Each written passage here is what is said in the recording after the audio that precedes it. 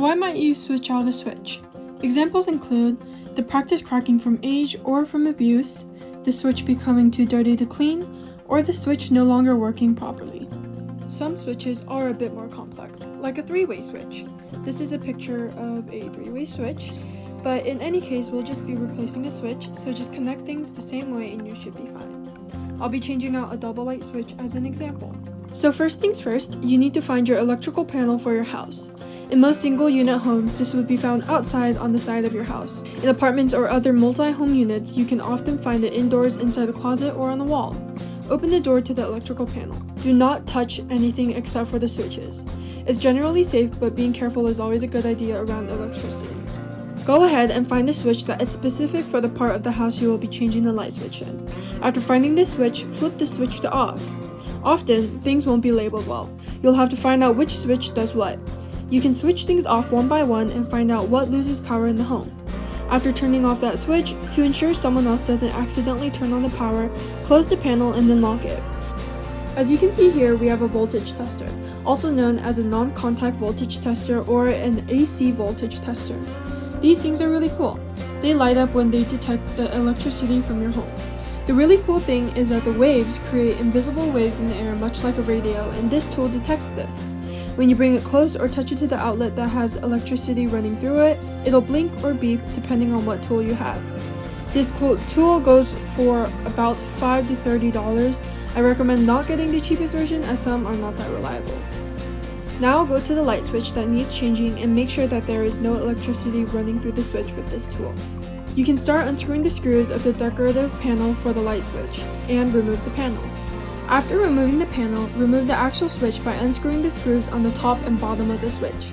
You can use either a screwdriver or an electric screwdriver. Gently remove this light switch from the wall and you should see wires attached to the switch. You then use your screwdriver to gently unscrew the screws. You can just loosen the screws enough to remove the wiring. Remove all wires, but remember which was connected where. Pro tip, if you forget like I do, labeling each wire with tape and a Sharpie helps a lot. For this light switch, there were 2 wires connected to one side and 1 wire connected to the other. Because there are 2 switches, one side has the wires that go to each light. The other side is called the common side. You will notice that the screws on this side are connected. The switches connect each of the screws on one side to the common on the other side. Now get your new light switch and attach the wires back into their places, screwing things back on.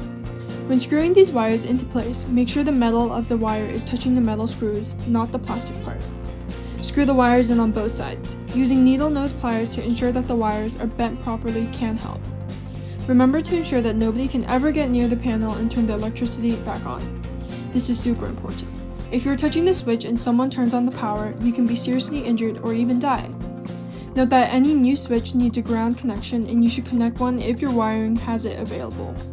For our example, there was no ground wire and we were replacing a switch.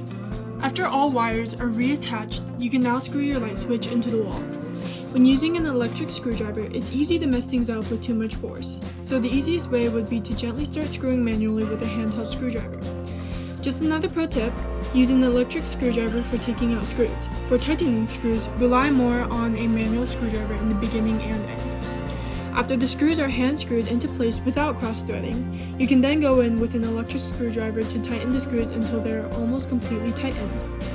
Then place the cover panel back on top and ensure that everything fits and lines up properly. If it doesn't, you can move or wiggle things around so the panel fits perfectly.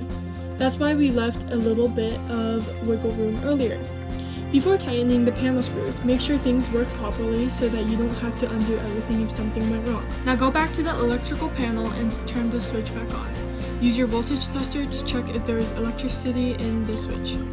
Now you can go back into the room and test the switch. Everything should work. You can then screw the panel back into the wall. I would recommend manually screwing these back in to make sure that you are in full control of the tightness and to not damage the panel or screw heads. And there you go. That's all the steps you need to change your light switch. Thank you for watching. Bye!